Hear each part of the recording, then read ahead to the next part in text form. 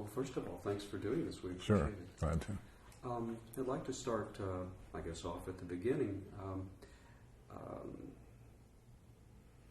When you were young, you must have read extensively, that's what I imagine. Yeah,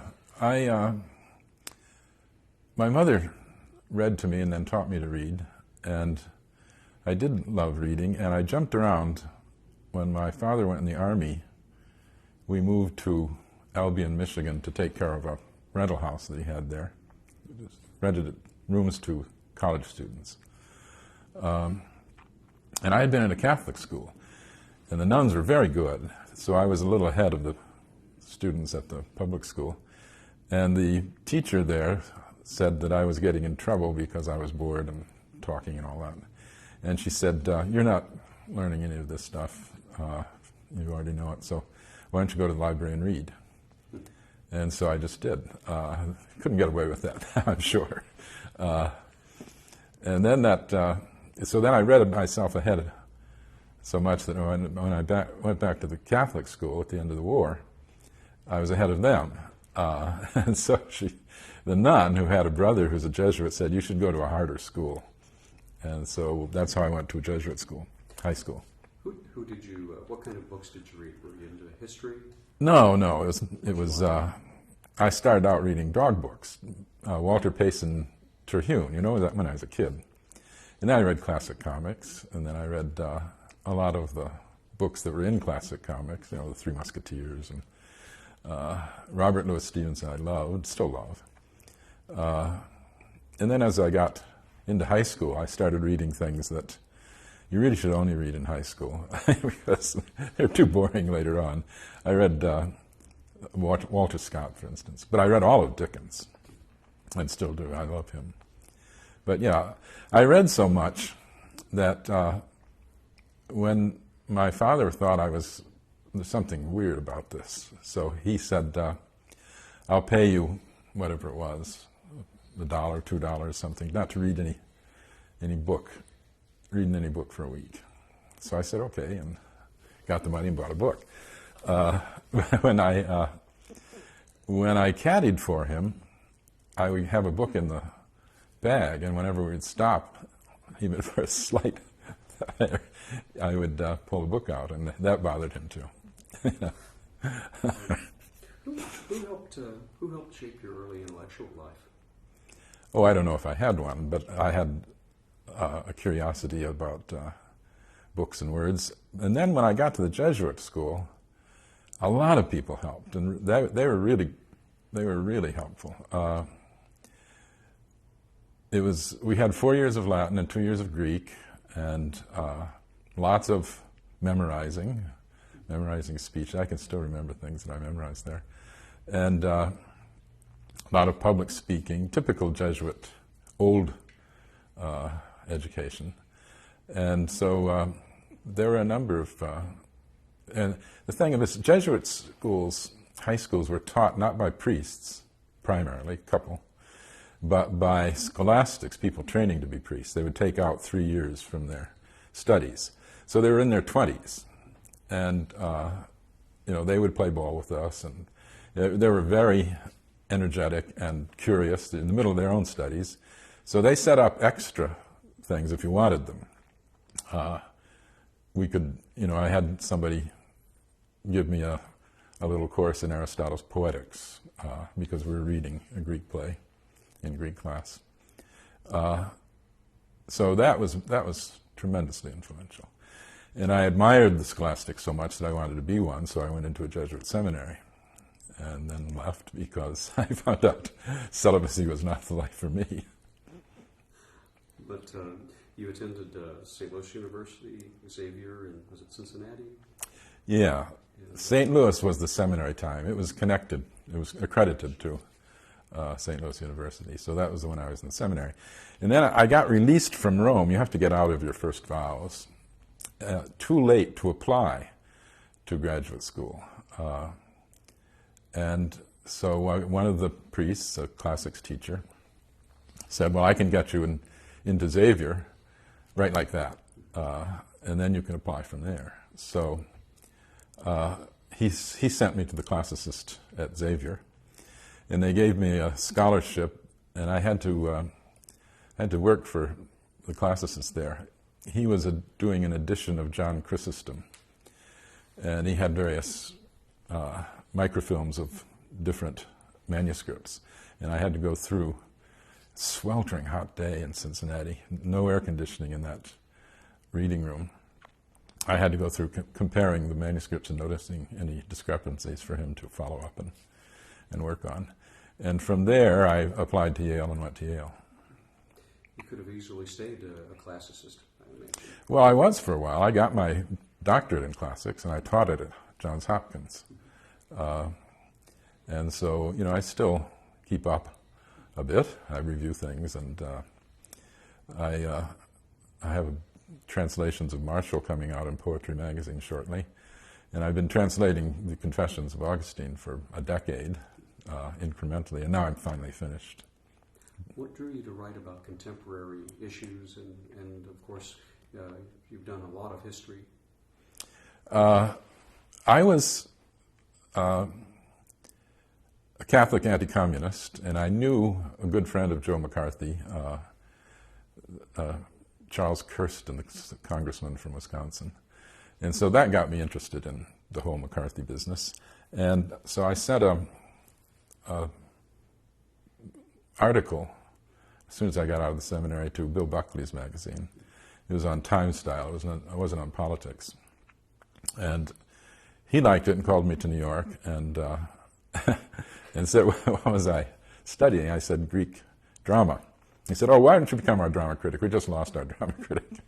And I said, no, I can't do that. I have to go back to graduate school. But then I wrote a lot of book reviews for Frank Meyer, the book review editor. And when I was at Yale, Bill Buckley lives just down the road in Stamford, and he loves to sail, but he likes to sail when he wants to, and everybody else works. So since I could cut classes, I sailed a lot with him at that point. And then when I first went there, he said, are you a conservative? And I said, is a distributist a conservative?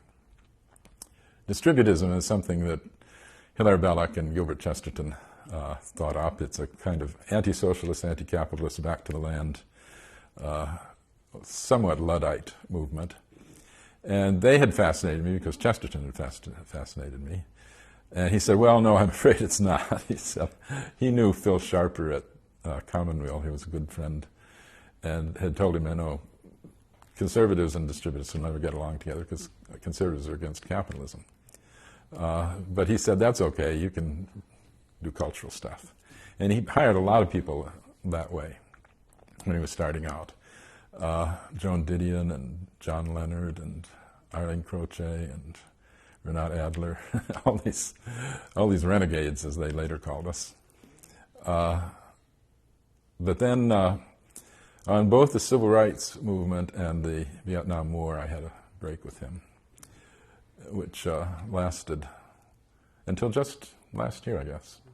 We always kept up with his sister. She's such a sweetheart. And she said, you guys should get back together again. So she had us go and have dinner, and so we're friends again. That must have been an incredibly easy time to be writing, though. I mean, the civil rights movement, the Vietnam. Yeah, right. Well, I was writing a column for the National Catholic Reporter, and the head of the classics department, who hadn't hired me and didn't want me, said I would have to stop that. And I said, why? I'm not neglecting my work at all. I'm publishing, I'm teaching. And he said, no, you can't have two things going at once. So I refused. And he said, well, then I won't give you tenure. And I said, okay. And I got a couple of other job offers in the classics, but I also, at that very point, got an offer from Esquire magazine to start writing, how many articles first? 4 a year, I think, at a much better pay than the Academy was giving me. Though I never meant to leave it permanently, I never did. I started teaching part-time in the humanities department at Hopkins, which is a separate department. So I was teaching part-time and doing these articles too, and it was the 60s. It was a very exciting time, and I covered a lot of riots. I covered a lot of 60s events. Wrote a book about Jack Ruby, and then kept up the part-time teaching until in 1980 I was offered a full-time chair here, which was a good way to come back. And so I pretty much gave up on journalism then, except writing articles for the New York Review of Books. I'm going to jump back a little bit. Prior to coming here, you wrote about Nixon, and he didn't particularly care for it. No, I got on the Nixon enemies list. And when, I don't know how much of this is joking around, but when Pat Buchanan was going to run for president, he claims, he went to Nixon and said he was going to do it, and he said, he had always kidded Buchanan for letting me on the plane. He said, I wouldn't do that if I were you. You're going to have a press secretary who'd be dumb enough to put Garry Wills on the plane. There's a picture that I just saw in the little folder there of you being led down what appears to be some steps by a police officer. Can you tell me what that's about? Oh, that's the United States Capitol steps. Yeah. Yeah. I was looking for another picture. I wish I had it. It's somewhere around. There's a picture of me coming down those very same steps when I was a kid, pretty small child. Let's see, well, it's in the war, so I would have been 8, 9, 10, World War II. And there were sandbags all up the Capitol steps. And I'm skipping down those same steps as this child in little shorts. And then I'm being led down by the police. That was a protest that about 100 of us did, petitioning for redress of grievance, according to the Article 1, to the First Amendment, telling the Congress to stop funding an undeclared war. And so we went, and we went first to the Senate, and we jammed ourselves in the doorway and said we were not going to leave until they stopped funding the war. And so we were there for a couple of hours, and the police came and took us to jail. But while we were there, I was sitting next to Carl Hess, who was a good friend of mine. He was Barry Goldwater's speechwriter. And we were both at the Center for Institute for Politics together, but he had become by then, he was a libertarian. By then he was an anarchist, refused to pay taxes, all that stuff. And so Barry Goldwater came, and here are all these jammed in bodies, and he can't get in, and they say, you know, your speechwriter's in there. He said, yes. So he says, where is he? So he came picking his way over. He pulled him up right by me. I was watching there. And he said, Carl, I haven't seen you in a long time. Why don't you come see me? And he said, by this time, Carl is bearded and booted and camouflage. Looks like an urban guerrilla, but he was a pacifist. And he said, well, I figured your staff would get pissed off if I showed up there. And he said, well, piss on them. You're my friend. So we got into the same cell after we got fingerprinted and spent the night in the cell and talked about a lot of things with the others. There were 4 of us in a cell, and everybody's jammed around, and Dr. Spock's across the aisle, and various people, musicians are playing, and I said, is Goldwater always that nice? Oh yeah, he's the greatest person on earth. And he said, during his campaign, he voted against the Civil Rights Act in May of that year. And so there's some crazy, right-wing crazies who decided that if they could stir up some racial trouble in the summer, that would give a boost and show that Barry Goldwater knew what he was talking about. And so at a certain point, Goldwater heard this, and he called in his top people, Denison Kitchell and Cliff White and Carl. And he said, you guys all know me. I want you to get the word out to these nuts that if there's any racial trouble this summer, I'm pulling out of the race. And I said, would you have done it? And he said, oh, of course. If he said he was going to do something, he did it. So that gave me a very different view of Barry Goldwater. But we were also, I had, the book I'm carrying here is the Gospel of John. And he said, you know, why do you have that? And I said, well, I read in the Gospels every day. I thought we might be here for a while. And he said, why is that? And I said, well, I'm a Christian. That's our book. But I said, aside from that, of course, it's the most influential book, that in the Jewish part of the Bible, in all of history. And besides, if you learn Greek, it's the best intellectual investment you can make, because if you're interested in almost anything, science or drama or history or oratory, lyric poetry, epic, it all goes back to them. I mean, it's a constant reference back to them, constant imitations, echoes, and all that. So it's nice to be able to go back and look at the first form of it. And so a couple of weeks later, we went and did the same thing at the House that we had done at the Senate, jammed ourselves in the doorway. And he came over to me and sat down and said, I want to get in the same cell with you tonight. I said, why? And he said, I'm studying Greek and I want to go over verb forms. So I don't know how long he kept that up. He's dead now, alas. But he kept it up for a while. But then we didn't get in the same cell. We got separated at the fingerprinting stage. The other person who studied Greek was I.F. Stone. I met him a long time ago, and he said, I'm going to study Greek as soon as I retire. And I thought, I've had several people tell me that, and they never do. But he did. When he retired, he went and studied with Bernard Knox in Washington and some other people, and learned Greek. And he was a night person then, so was I. So he would call me at 2 or 3 in the morning and say, I can't figure this passage out for anything, and we'd go through it. And that went on for a while until I reviewed Weinstein's book on Hiss, saying that Hiss was a traitor. And the next time I saw him in Washington, he turned and walked away. So I asked Dick Barnett, or somebody was standing there, what was that? And he said, he'll never talk to you again after what you said about Hiss. So that went on, and then finally, 3 o'clock in the morning, I get this phone call. He says, I can't stand it. Where can I get something on Sappho's dialect? So he called me one more time, but that was all.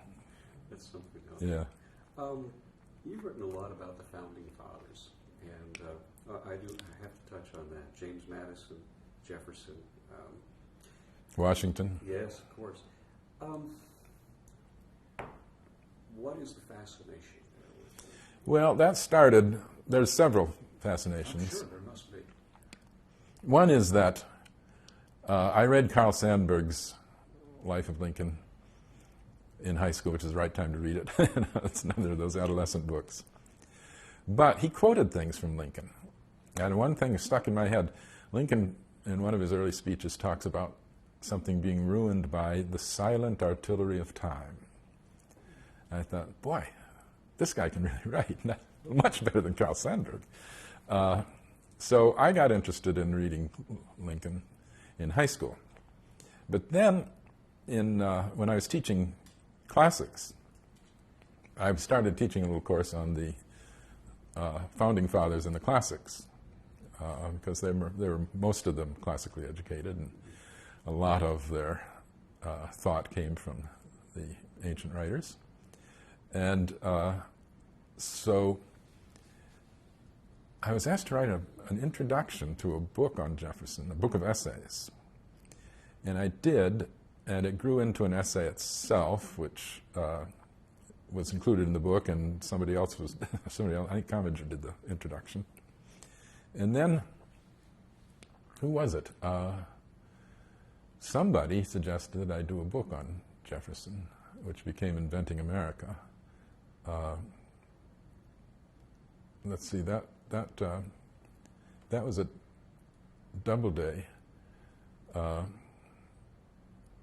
Anyway, once I did that, that kind of got me more and more into 18th century culture and the time of the founding. And then I came back to Lincoln. I taught American history, mainly the founding period and the modern period, not so much the 19th century, but Lincoln was always my interest. So then I wrote Lincoln at Gettysburg. But Washington was a great hero of mine also. I wrote briefly for the Richmond News Leader, and the famous old editor there was the George Washington scholar. And so I'd been very interested in him, and he's still the biggest figure in American history, I think.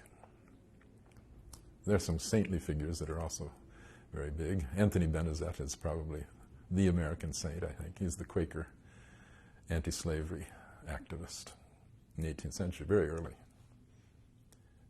I don't know much, I'll confess I don't know much about him. That would be a contrarian viewpoint, though, at the time. Yeah, he was so important. And John Woolman, another Quaker, a friend of his. In the 18th century, slavery was accepted everywhere. It was legal in and it was very common in the North. People we don't even think of as owning slaves did. Benjamin Franklin, Jonathan Edwards, Benjamin Rush, they all owned slaves. Not a lot, because they didn't have plantations, but they owned them. And the reason is that slavery is condoned in the Bible, both the Jewish and the Christian Bibles. So nothing against slavery, nothing at all. And assume that it's just a natural part of life. And, the Jewish Bible has very pseudo-Pauline letter says, slaves obey your master. Real letter says, don't try to change your status. But in the Jewish one, you can sell your daughter into slavery. You can do all kinds of things as slaves. So it was a very powerful argument. Whenever anybody criticized slavery, said, well, you're attacking the Bible. It's good enough for God. It should be good enough for us. So it took truly religious people, like these very devout Quakers, to say, no, you don't have to take everything in the Bible as part of the revelation and an injunction that has to be followed. Some things are culturally conditioned, which again was a very advanced way of talking in the 18th century. 19th century, 19th century is what you think of normally as the higher criticism coming out of Germany. But these guys were very early, and they had a tremendous impact. They wrote like crazy. Anthony Benezet ran a school for blacks, teaching freed blacks to read and write, trained a number of leaders in Philadelphia, which was the leading place for freed black activity, and had an international reputation, sent petitions to the King of England and set up ties with the early abolitionists in England. Tremendously influential guy, and very, very mild and self-effacing in person, but very determined that slavery was a sin. So he's one of my real heroes. And it wasn't too long ago I had an opportunity to go through Jefferson's Monticello and see where they're just now starting to do some of the work on the slave quarters and everything. And I'm struck by his saying, a saying attributed to him that it's like having a wolf by the ears. Yeah. How do you think he really felt about the issue? Well, first of all, he was opposed to slavery, as Washington and Madison were, and they figured that their hands were tied. There's nothing they could do about it. Jefferson started out by saying that it would be phased out, that they should be exiled or exported either to the West or to the Caribbean or back to Africa. He was part of that whole colonization thought. But then he gave that up because he just realized it was impractical. And he became less and less active in any kind of criticism of slavery. he wanted slavery to be allowed in all the new territories. He said, well, if you diffuse it, it'll be easier to get rid of it, which is hardly the case. But so he was terribly opposed to banning slavery in Kansas. That was the bell in the midnight bell he heard. And one of the reasons he set up his universities, he said, if we send our men up to Princeton, which a lot of Virginians went to Princeton, they're learning this restrictionist ideology, restrict slavery, don't let it get out of the West.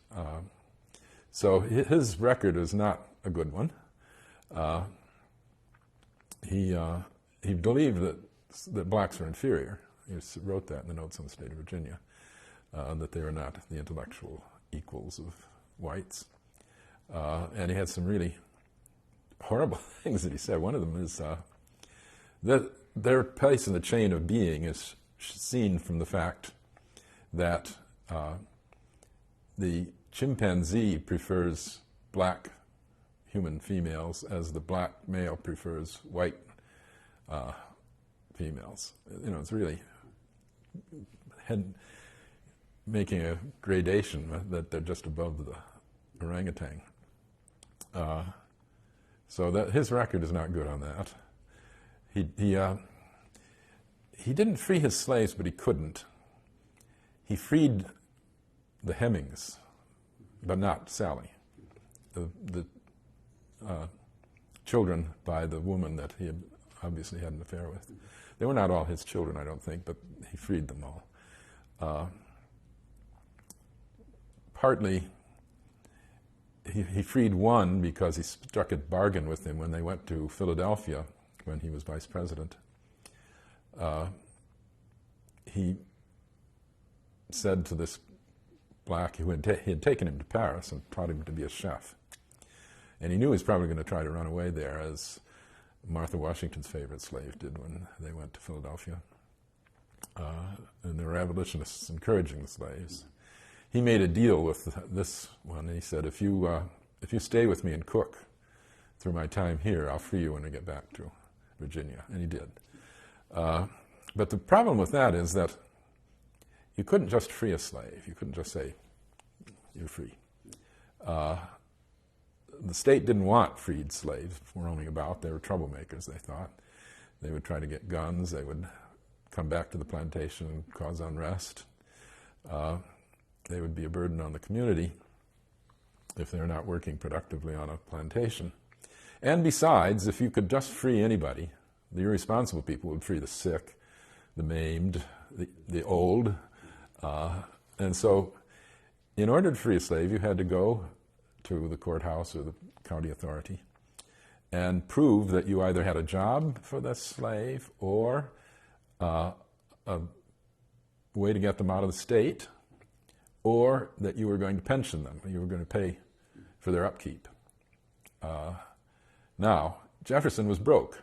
He drove himself into terrible debt, so he couldn't free a slave, except one or two at a time. And he'd have to borrow to do that. And the slaves weren't even his by the time he died. They were his creditors. So he couldn't free them. Well, that was the thing that faced them all. It was a tremendous economic challenge.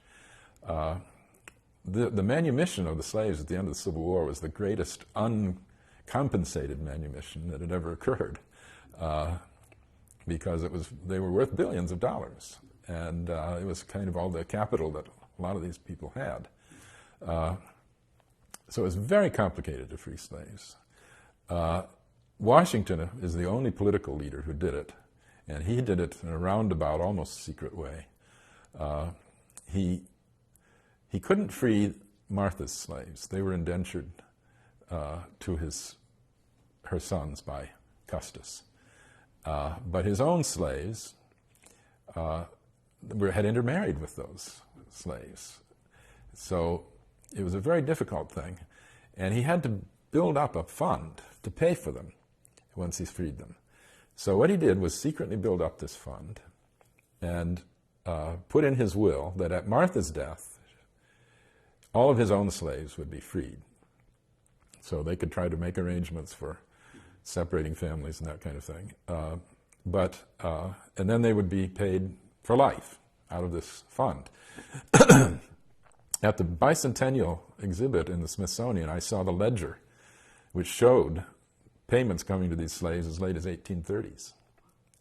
So that was, you had to be rich to free slaves. And Washington was. He was a very good manager of his plantation. But at the end of his life, he would not sell slaves because it was breaking up families. It was a very difficult problem, and he put all kinds of restrictions in the will to make sure that it wouldn't be broken, because he knew people were going to try to do it, and he thought Martha would try to do it. Martha was apparently against the idea. But then she freed them sooner than her death, most of them, because she was afraid of them. They knew they were going to be free when she died, and she thought they were going to probably bring that about. So, on the one hand, you have the myth that, oh, our slaves love us, or they're happy darkies, etc. On the other hand, they were always afraid of them. They were always, they had trouble locking up their liquor, locking up their guns. They lived on fear. They did let them off work on a Sunday, but they drilled the militia on a Sunday to make sure that they were intimidated. There was a point to it. Oh, yeah. Let's talk about Lincoln at Gettysburg. Probably no other speech has unified us as a country or set the stage for pulling us back together. Written extensively about that. Yeah, let me blow my nose. Certainly.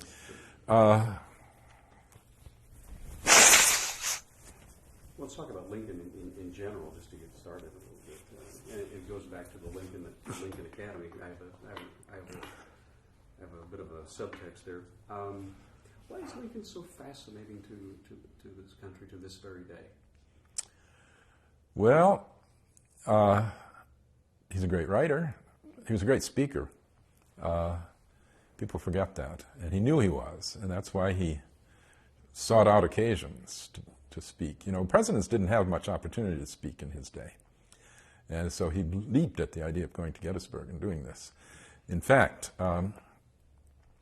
the arrangements that were first made said, well, it's not far from Washington to Gettysburg, so we'll leave early in the morning and we'll get there in time. And he said, oh, no, we're not going to take any chances. I'm going the day before.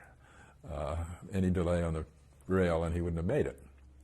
So, and then when it was done, he made extra copies and sent them to people to raise funds. So the speech was, you know, there's a myth that the speech was not very successful at the outset. His bodyguard said when he came down, that speech won't scour. But he said that in the 1830s.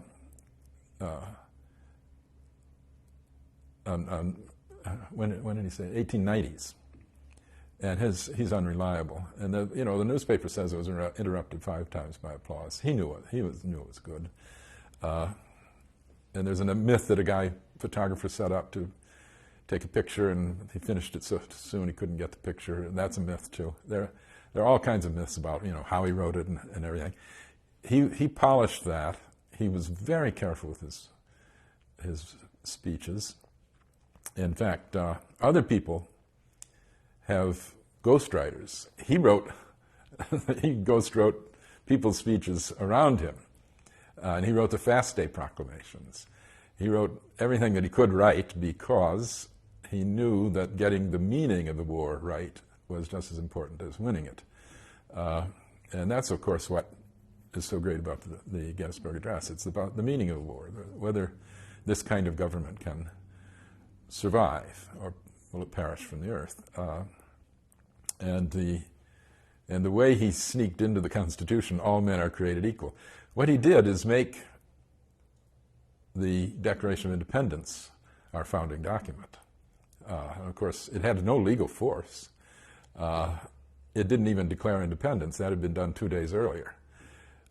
It was a propaganda piece to send to France to try to get France's help, which with the help of the Battle of Saratoga and some other things it did.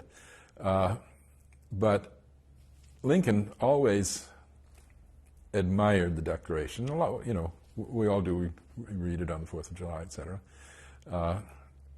But he had a very deep sense of its meaning, and thought that the Constitution should be read in the light of that. That was our.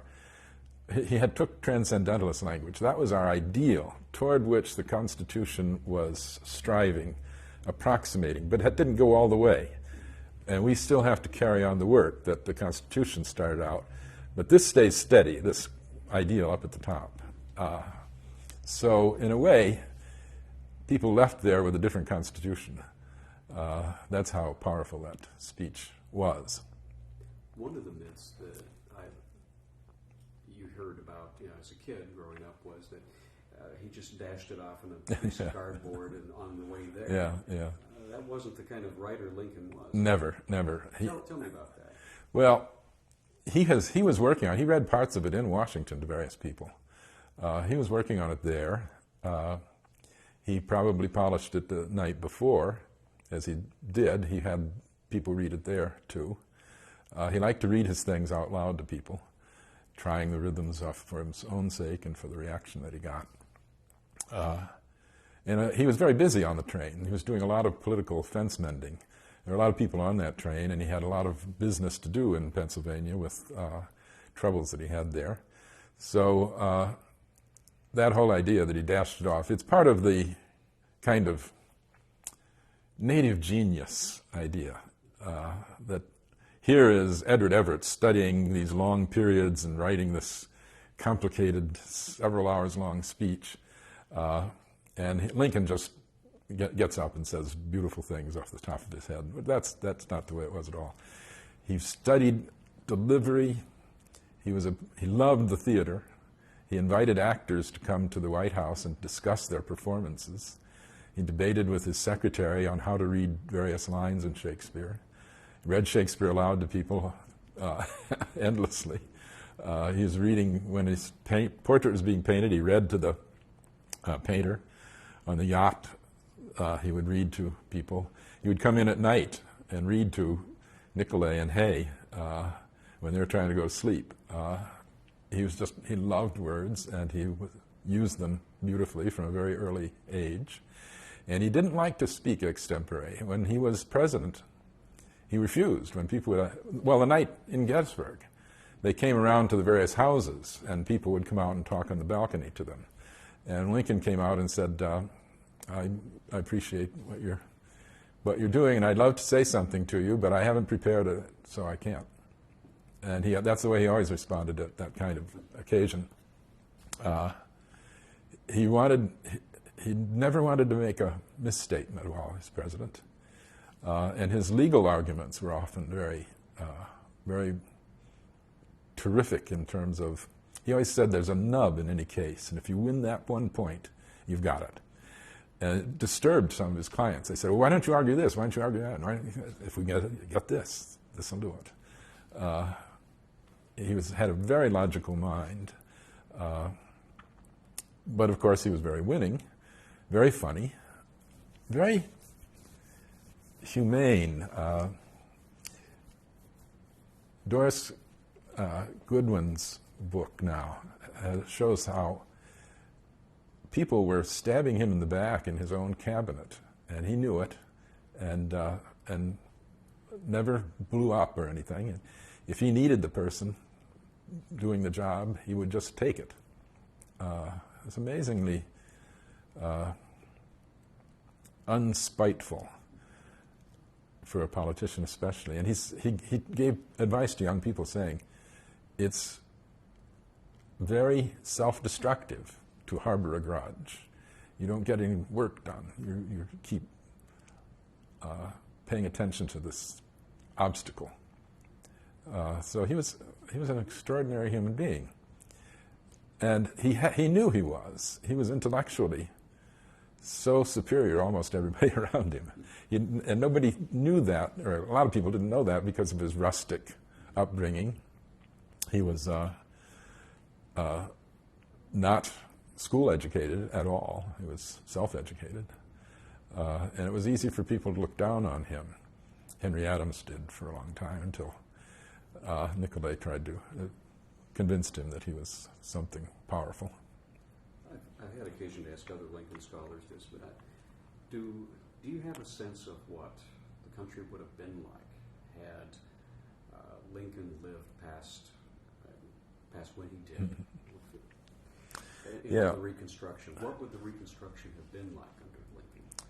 It's hard to know, of course, because the problems are so great that one man, I don't think, could have solved them. He could have probably have done a better job than Andrew Johnson did, anyway. But the hatred in the South for what had been done to them was so great that some kind of repressive measures had to be imposed. I'm sure. It was all this property had been taken away from them. Their whole economy had been ruined. Their towns were ruined. Their plantations were ruined. And they blamed the blacks, and they blamed the North, and would do so for generations and generations. And there's still some people down there flying these stupid Confederate flags.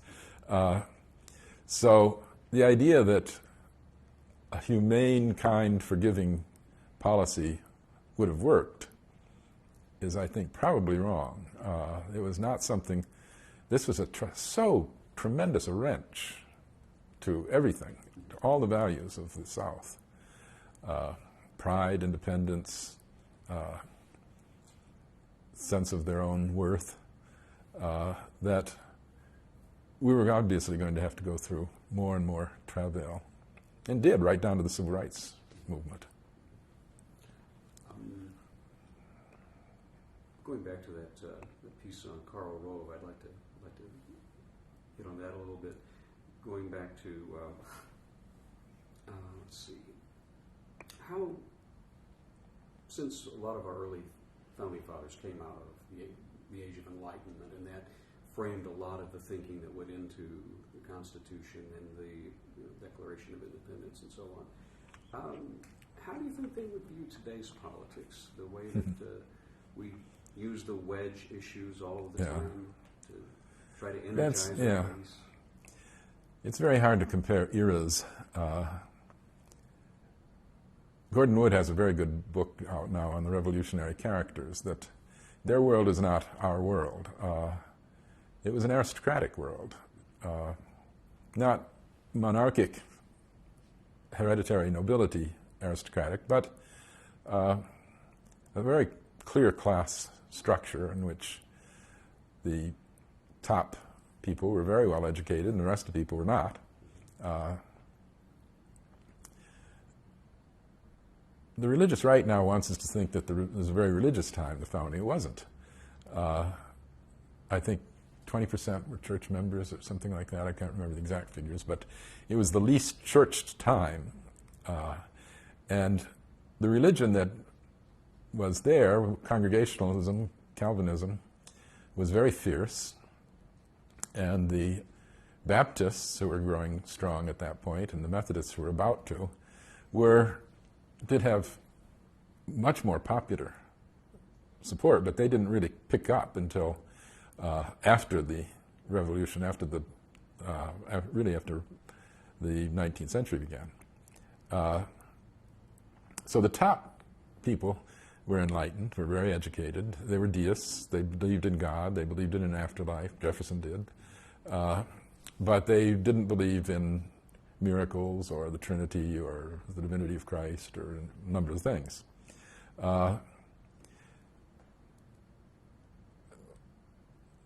Arthur Schlesinger once asked John Kennedy, or vice versa. John Kennedy asked Arthur Schlesinger, how did so many geniuses show up at the Constitutional Convention? And I've always answered that these guys had a monopoly on all the knowledge of their time.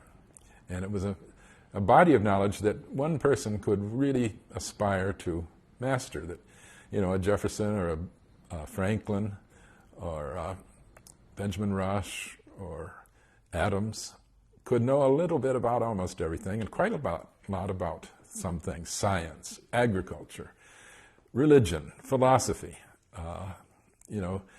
So if we wanted to get the equivalent today of what was there, we would have to have heads of universities and scientists and religious leaders and labor leaders and all these other things. When you consider when they rode into Williamsburg for state days in Virginia, colonial Virginia, these were people who ruled realms, had hundreds of souls under their governance. 200, some had 1,000. Washington had 300. Jefferson had 200. And everything on that plantation was under their supervision. They had to be the health and education and welfare and economic planner and architecture commissioner, had to do all of these things. And it was very hard, and not too many people succeeded at it very well. They were all in debt. Washington was one of the stellar exceptions. But nonetheless, they knew how to run things. They had an empire, and they had almost complete dominion over those things. So we don't have the equivalent of that, and we never want it. We don't want to go back to that time. Slavery was a very important part of that. They couldn't have done that unless they had had slaves. But at the same time, you don't generally find that kind of a well-rounded individual running for Congress, running for general assembly. Yeah, that's true. It's a specialized world. And now, see, they didn't have to woo the people the way we do now. It's true that at election time, they would give cider and that kind of stuff to them. But you could run a campaign without giving a speech. Jefferson did it. Madison didn't speak much. He wasn't good at it. That's interesting that Lincoln would have been great on television today, but Washington wouldn't have, Jefferson wouldn't have, Madison wouldn't have. They're terrible speakers. In fact, Jefferson's a great writer, but he had a very diffident, soft, mumbling delivery. And after giving the first State of the Union address, he was so, which nobody could hear, he was so unhappy with the performance that he refused to give any others. He's just sent them over, delivered the manuscript. And that every president followed that example up until Wilson. But Wilson knew he was a good speaker. So Lincoln's State of the Union addresses were not delivered as addresses. Well, one of the things that you said that I found really interesting, can a people that believes more fervently in the virgin birth than evolution still be considered enlightened? Yeah. Well, that's, the figures on that are something like 70% believe in virgin birth and 30% believe in evolution. Religion separated in the early 19th century. The Methodists came on so strong, that's when we really became a religious country. Those circuit riders out west were just brilliant people in terms of strategy and all that. They were not book learned at all. And we're proud of that at the outset. It was a long time before they would set up schools. But that kind of revivalistic religion, highly emotional, became a stable part. And the enlightened tradition continued into people like the social gospel people, the transcendentalists, and others, and has come down to our time through people like the Niebuhrs and others. So essentially we've had two poles of religiosity in America, and they're partly cultural and partly educational. The better educated tend to be more enlightened, take science more seriously, etc. And the revivalistic, who are the majority, well, they're a plurality now. 30 to 35% say they're born-again Christians now, which means that they're in the Republican Party. That's for the nation. So they're a bigger chunk of the Republican Party. The Republican Party can't not pay attention to them. And Karl Rove pays lots of attention to them. So on all these fights like over evolution, they're resisting rationalism and enlightened religion. But they can't get along without it. They need science too. And they accept, these are not absolute contrasts. They accept some of the parts of enlightened religion. They accept some degree of separation of church and state. Even if they want prayer in schools, they don't want to go back to New England in the 17th century.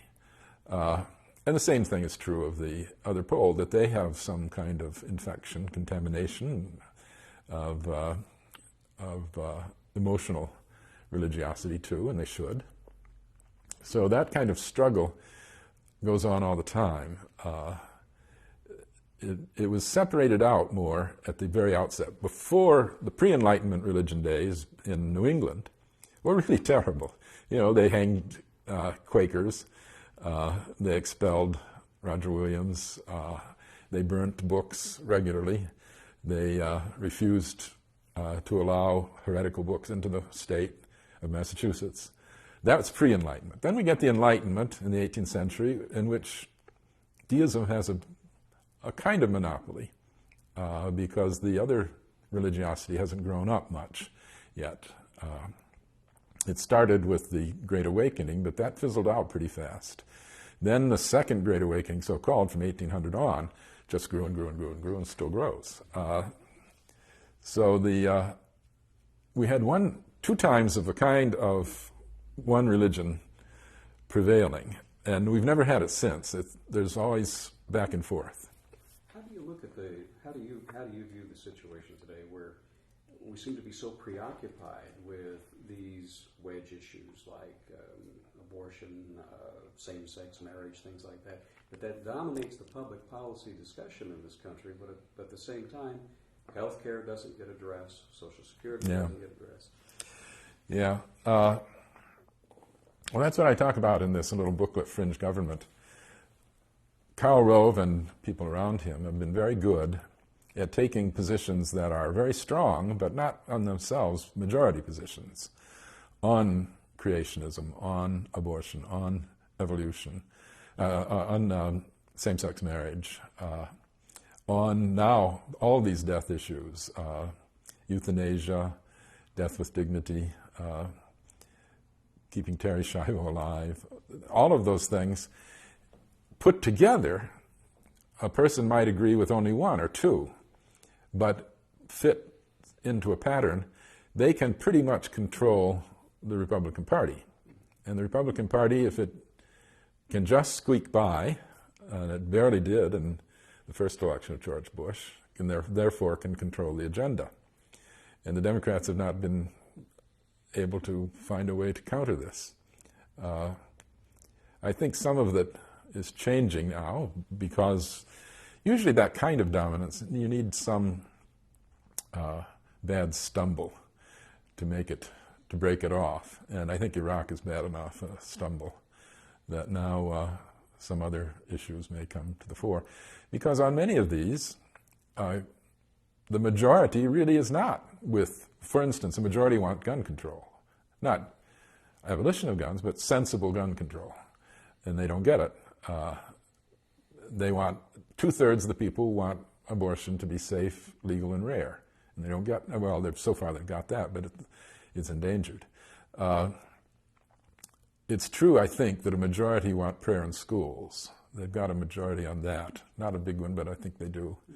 But on most of these, they haven't got a real majority, but they can put it together in such a way that they can at least control one party, and if that party can get by vilifying the other party or whatever, then they'll control the agenda. I want to talk, thank you for being very generous with your time, too. You write a lot about religion, and your friend Martin Marty, in a review of the book What Jesus Meant, had said that you're Roman Catholic, but you're more Catholic than Roman. Does that sound about right? Is that accurate? Well, John Milton used to have a line, Roman Catholic is contradiction. Catholic means universal, and Rome is specific. So I think he means that I'm kind of ecumenical, and of course I think Jesus was. When the Gospel of Luke, when he sends the people out to their first ministry, they come back and the Apostle John says, we saw a man out there who was casting out devils in your name, and we stopped him. He said, why did you do that? He was doing it in my name. That's the way I think of the religion of Jesus, that everyone who believes in Jesus is part of the same congregation, family. But there are a lot of people who would like to tell us, that Jesus would have subscribed to a certain political point of view, that we should always consider, what would Jesus do, these kinds of things. He avoided politics on all occasions. Remember, he came into a very politically charged situation. The Roman domination, they'd conquered and were ruling the Jews, and they were an idolatrous people. So when they came to Jesus and said, here's this coin, should we pay taxes in this coin? And it had on there the divine emperor. This is an idolatrous, blasphemous thing. And he said, whose name is that? And they said, Caesar's. He said, give Caesar what Caesar should have, and give to God what God should have. They were trying to trap him, and he evaded them. When Pilate asks him, are you a king? And he says, not a king of this order. If I were a king of this order, my people would have fought for me. But they don't fight for me. My kingdom's not of this order. According to Jerry Boykin and other generals in the present administration, we're fighting for Jesus over in Iraq right now. But he said his followers don't fight for him. Isn't that just as, I guess I can put my politics out there, but isn't that just as dangerous as what the jihadists are saying about Allah? My kingdom is not of this earth? Yeah. No, he means... I'm going back to what Boykin said. Yeah. Oh, sure. Oh, yeah, what Boykin said, absolutely, yeah. That's what I said in that Times op-ed column, that we would come to resemble our enemies when we fight them. Elaborate on that a little bit, if you would. Well, there is what Clausewitz called ratcheting up, Wechselwirkung, that in a war, everything you do provokes a reaction that you think is excessive, and that makes you do something excessive, and that's the way it goes up. And Clausewitz said that's necessary, because hate, Hass, is necessary to a war. You can't kill people coldly, surgically. You have to hate them. When you get onto the battlefield, that's what you have to do. And so we demonize our enemies and make them absolute evil, the axis of evil, all that. And, of course, against absolute evil, you can use almost anything. It's out to get you, and you've got to stop it, because that would be immeasurably worse than anything that you could do at this point to stop them. And that's why we torture, and that's why so the enemies come to resemble each other in this process. They always do. But we started out ratcheted pretty far up this time on the hatred scale. Back to religion, though. How would you interpret, for you personally, being a follower of Jesus today? Well, he said there's only one test. He said, when it comes, do you want to be in the kingdom of heaven? Which he is. And they said, well, how do we know? He said, the judge will come, and he will look at some people and say, welcome into the kingdom of heaven. And they say, why are we chosen? He said, because When I was hungry, you fed me. When I was thirsty, you gave me to drink. When I was naked, you clothed me. When I was in prison, you visited me. And then he'll turn to others, and then they say, where were you? I didn't see you. I didn't know I was feeding you. He said, whatever you do to the least of my followers, you do to me. And then he'll turn to the others and say, I was hungry and you didn't feed me. I was thirsty and you didn't give me drink. You may not enter the kingdom of heaven. That's the test. I've heard it over and over again. I love hearing it. Although you're at variance oftentimes with Rome, you wrote a book not too long ago about using the rosary, saying the rosary. Yeah, well, that's not a Roman thing necessarily. It came in before the Reformation, so at one point all Christians did. And a lot of people all around the world use bead prayer. It's a very, very common meditation aid.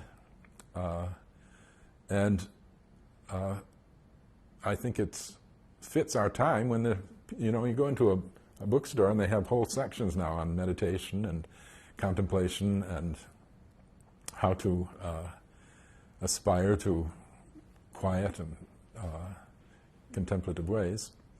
And I've always just found it very helpful that way. And of course, for each set of 10 beads, you reflect on some episode in the Gospels, which is good. So I've said it all my life, and it has nothing to do with any Roman pronouncements. I find it interesting because I married into a Roman Catholic family, and my in-laws are very religious in terms of the Roman faith, and I'm always curious, what people have to say about it, what they have to think about it. Do they still say the rosary? Oh, yes. A lot of people don't. There's been a falling off on a lot of Catholic practices, novenas and other things. But the rosary is worth keeping, it seems to me. And I've had a number of people since I did that book who said they were going back to it or starting to say it. There's some other things that I come from a Protestant background, so I find it a little. Well, I don't know what to think about it when they do the hours of adoration at their church, and so it's always interesting to me to see what other people have to say about it. Yeah. What are you currently working on? Well, I do have that book on Paul coming out in November, but I'm working on a book on the themes that I've just mentioned, the fight between enlightened religion and fundamentalism throughout our history. And that's a big story, and I've done 23 of 27 chapters so far. When will it be finished? Next spring. Well, it'll be finished in a couple months, and then it'll be out next spring. Mm-hmm. And the book about Paul, is that out now? Or No, November. He is pretty much the person that we think defines so many things in Christendom. In short, what is his role? Well, it's tremendously important because his writings, authentic ones, not the pseudo-Pauline, are the earliest by far. They're earlier by decades, 2, 3, 4 decades, than the Gospels. So what Christians were really doing at the outset, he knows, because he knew Peter, he knew James, he knew all kinds of people who had known Jesus, although he didn't know him during his earthly life. And what he reports is the earliest report on what Christians believed and how they acted. And they weren't even Christians then, of course. They were brothers. The term Christian hadn't been introduced. A lot of terms had not been introduced then. And there was no hierarchy. There were no priests. Not a single priest. In fact, there's no priests in the New Testament. In the Gospel to the Hebrews, Jesus is called the high priest, but he's making sacrifice obsolete. So hiereos, the word for priest, doesn't ever occur. Paul never calls himself one, never calls his assistants one. never addresses anyone in any of his churches as one. In fact, he never addresses a ruler of any of his churches. He addresses the people, the brothers, the sisters. And they're not really churches, they're gatherings. Ecclesia means a gathering. It can mean any kind of gathering. It can crowd out on the street. So it's a very unstructured church. And the report that Luke gives of Paul, 40 years after, tries to impose a lot of structure. But that's been really deflated by modern scholarship, that he tells a lot of stories that are just simply not true. How are you struck by the current fascination with examining other books that were not put into the current Bible, like, of course, National Geographic, the Book of Judas, and all the Gnostic Gospels? Yeah. They've never interested me much. They were rejected for a good reason. They're snobbish. They're very elitist. They're the higher wisdom that we have and others don't have. And so they first rejected the authentic. Some people say, oh, these poor people, they were silenced. They were kicked out. Well, they were first trying to silence the Gospels that we have. So I think that the good sense of the followers of Jesus said this is not what he meant, and stuck with the more interesting and profound ones. You mentioned the two books that are forthcoming. What else is in the pipeline, if I can put it that way? I think I'm going to do another book called What the Four Gospels Meant. Why do we have four? Why do they contradict each other in some ways? I don't know. That'll have to come after I've finished the one on enlightened religion and gone out and promoted Paul and gone out and promoted that one. So I'll get to it eventually. Could I ask you about the structure of your academic, or your not your academic, but your writing life? What's a typical day like? Oh, I get up 6 or so and read the Washington Post on the internet and come down and read the New York Times, and then I write in the morning, and then I go out and walk, and then I usually go to the library, one of the other libraries. It's so wonderful being here that I have Northwestern Library, 2 seminary libraries connected with Northwestern, the library at the University of Chicago, which we have take-out privileges back and forth, the Newberry. This is a great library situation. What gives you the most satisfaction about what you do? It's got to be incredibly intellectually stimulating. Yeah, it's fun. You're always having to learn. And writing is fun for me. I've never had writer's block of any sort. It takes time to collect the material, and I have to often travel for that. But the writing itself, I think, is probably the most rewarding, aside from things like going to the opera with my wife and other delightful things, going to Italy. Her parents were from Italy, so we go there as often as we can. And now that I retired last year, so we can travel a lot more. We just got back from spending 3 weeks in May with her sister, who lives in Barcelona and never seen Venice. So we showed her Venice.